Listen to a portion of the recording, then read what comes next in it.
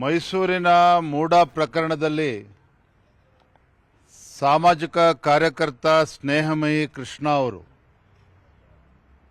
ರಾಜ್ಯ ಉಚ್ಚ ನ್ಯಾಯಾಲಯದಲ್ಲಿ ಏನು ಈ ಸಂಪೂರ್ಣ ಪ್ರಕರಣವನ್ನು ಸಿಬಿಐ ತನಿಖೆಗೆ ವಹಿಸಬೇಕು ಅನ್ನುವ ಅರ್ಜಿಯನ್ನು ಅವರು ಹಾಕಿದ್ರು. ಆ ಅರ್ಜಿಯನ್ನು ಮಾನ್ಯ ರಾಜ್ಯ ಉಚ್ಚ ನ್ಯಾಯಾಲಯ ತಿರಸ್ಕರಿಸಿದ್ದಾರೆ. ಸಿಬಿಐ ತನಿಖೆ ಕೋರಿರ್ತಕ್ಕಂಥ ಅರ್ಜಿಯನ್ನು ತಿರಸ್ಕರಿಸಿದ್ದಾರೆ. ಅದರ ಅರ್ಥ ಮುಖ್ಯಮಂತ್ರಿ ಸಿದ್ದರಾಮಯ್ಯನವರು ನಿರಪರಾಧಿ ಅಂತ ಹೈಕೋರ್ಟ್ ಹೇಳಿಲ್ಲ. ಸಿದ್ದರಾಮಯ್ಯನವರು ಮೂಡ ಪ್ರಕರಣದಲ್ಲಿ ಅವರ ಮೇಲೆ ಆರೋಪ ಏನು ಬಂದಿದೆ, ಆರೋಪ ಮುಕ್ತರನ್ನಾಗೇನು ಹೈಕೋರ್ಟ್ ಮಾಡಿಲ್ಲ. ಸಿಬಿಐ ತನಿಖೆ ಕೊಡೋದಿಲ್ಲ ಅನ್ನುವ ತೀರ್ಪನ್ನ ರಾಜ್ಯ ಉಚ್ಚ ನ್ಯಾಯಾಲಯ ಹೇಳಿರ್ತಕ್ಕಂಥದ್ದು. ಭಾರತೀಯ ಜನತಾ ಪಾರ್ಟಿ ನಾವೇನು ಹೋರಾಟವನ್ನು ಕೈಗೊಂಡಿದ್ವಿ, ಬೆಂಗಳೂರಿನಿಂದ ಮೈಸೂರಿಗೆ ಪಾದಯಾತ್ರೆ ಮಾಡಿ ಮುಖ್ಯಮಂತ್ರಿಗಳ ಕುಟುಂಬ ಏನು ಸಿಲುಕಾಕೊಂಡಿತ್ತು ಮೈಸೂರಿನ ಮೂಡ ಹಗರಣದಲ್ಲಿ, ಆ ಹೋರಾಟಕ್ಕೂ ಕೂಡ ನಮಗೇನು ಹಿನ್ನಡೆ ಆಗಿಲ್ಲ. ಲೋಕಾಯುಕ್ತದಲ್ಲಿ ತನಿಖೆ ನಡೀತಾ ಇದೆ, ಇಡಿನೂ ಕೂಡ ತನಿಖೆ ನಡೆಸ್ತಾ ಇದ್ದಾರೆ. ಮುಂದೆ ಏನಾಗ್ತದೆ ಕಾದ್ ನೋಡೋಣ.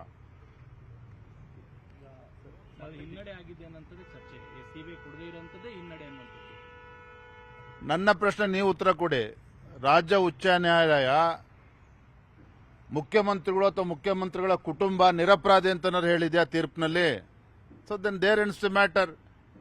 When high court has clearly said, when High Court has clearly indicated that they are not going to entertain the petition that was filed by Snehamayi Krishna seeking the entire investigation for CBI, at the same time High Court has not given clean chit for Chief Minister family. ಇದನ್ನು ಕೂಡ ನಾವು ಅರ್ಥ ಮಾಡ್ಕೋಬೇಕು. ಲೋಕಾಯುಕ್ತವೇ ತನಿಖೆ ಮುಂದುವರಿಸುವುದರಿಂದ ಈಗ ನಿಮ್ಮ demand ಇದ್ದಂತ ಲೋಕಾಯುಕ್ತವೇ ತನಿಖೆ ಬೇಡ, ನಮಗೆ ಅದರಲ್ಲಿ ವಿಶ್ವಾಸ ಇಲ್ಲ ಅನ್ನೋದ್ರಿಂದ ನೀವು ಹೋರಾಟ ಮಾಡಿದಂತ ಇಷ್ಟು ದಿನ. ನಾವು ಹೋರಾಟ ಮಾಡಿರ್ತಕ್ಕಂಥದ್ದು ಮೈಸೂರಿನ ಮೂಡ ಹಗರಣದಲ್ಲಿ ಮುಖ್ಯಮಂತ್ರಿಗಳ ಕುಟುಂಬ ಭಾಗಿಯಾಗಿದ್ದಾರೆ, ಸಾವಿರಾರು ಕೋಟಿ ಹಣ ಲೂಟಿ ಆಗಿದೆ ಅನ್ನುವ ಆರೋಪವನ್ನು ಮಾಡಿದ್ದೇವೆ. ನಮ್ಮ ಆರೋಪ ಏನು ಮಾಡಿದ್ವಿ, ಈವನ್ ಟುಡೇ ನಮ್ಮ ಅಲಿಗೇಷನ್ ಇಟ್ಸ್ ಹೋಲ್ಡ್ಸ್ ಗುಡ್. ಇವತ್ತು ಕೂಡ ನಾವು ಆರೋಪ ಏನು ಮಾಡಿದ್ವಿ ಅದ್ರ ಬದ್ಧತೆ ನಾವಿದೆ, ಅದ್ರ ಪ್ರಕಾರ ನಾವು ನಿಂತಿದ್ದೇವೆ.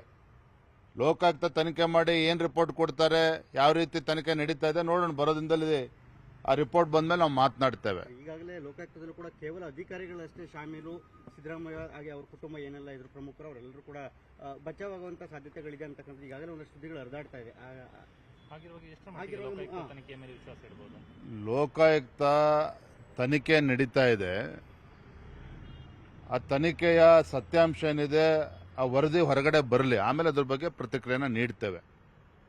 ಆದರೆ ಇವತ್ತಿನ ರಾಜ್ಯ ಉಚ್ಚ ನ್ಯಾಯಾಲಯದ ತೀರ್ಪು ಮುಖ್ಯಮಂತ್ರಿಗಳು ನಿರಪರಾಧಿ ಅಥವಾ ಮುಖ್ಯಮಂತ್ರಿಗಳ ಕುಟುಂಬ ನಿರಪರಾಧಿ ಅನ್ನೋ ಮಾತನ್ನು ಹೇಳಿಲ್ಲ.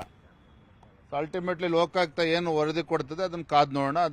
ಅದರ ನಂತರ ನಾವು ಉತ್ತರವನ್ನು ನೀಡ್ತೇವೆ. ಕನ್ನಡಿಗರ ಮೆಚ್ಚಿನ ನಿಮ್ಮ ನ್ಯೂಸ್ 18 ಕನ್ನಡ ಈಗ ವಾಟ್ಸ್ಆಪ್ನಲ್ಲಿಯೂ ಲಭ್ಯ. ಕರ್ನಾಟಕ ಮತ್ತು ದೇಶ ವಿದೇಶದ 360 ಡಿಗ್ರಿ ಸುದ್ದಿ ವಿವರವನ್ನ ನೀವು ನಿಮ್ಮ ಕೈ ಬೆರಳುಗಳಲ್ಲಿಯೇ ಪಡೆಯೋದಿಕ್ಕೆ ಈ QR ಕೋಡ್ ಅನ್ನು ಸ್ಕ್ಯಾನ್ ಮಾಡಿ. ನಮ್ಮ ಚಾನೆಲ್ ಅನ್ನು ಫಾಲೋ ಮಾಡಿ, ನೋಟಿಫಿಕೇಶನ್ ಆನ್ ಮಾಡಿ.